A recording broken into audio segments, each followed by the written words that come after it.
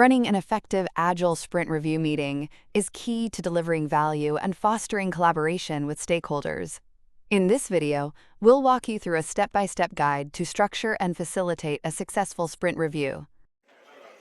First, prepare in advance. Ensure all user stories are marked as done and meet the definition of done, DoD. Create a clear and concise demo of the product increment, focusing on features that deliver value.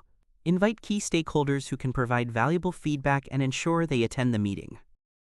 Next, set the agenda. Start by welcoming participants and outlining the purpose of the meeting. Demonstrate the completed work, showcasing the functionality delivered during the sprint.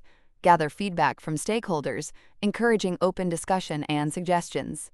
Collaboratively review and prioritize items in the product backlog based on the feedback received. During the meeting, facilitate effectively. Keep the session focused by sticking to the agenda.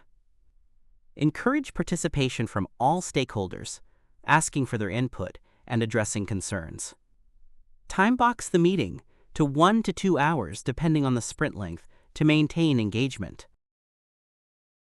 After the meeting, document outcomes, capture stakeholder feedback and any resulting action items. Update the product backlog to reflect new priorities and incorporate feedback.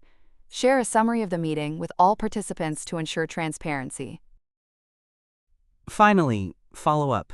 Use the feedback gathered to guide future sprints and improve the product. Track progress to ensure that feedback is incorporated effectively over time. By following these steps, you can run effective sprint review meetings that drive value, foster collaboration, and keep your team aligned.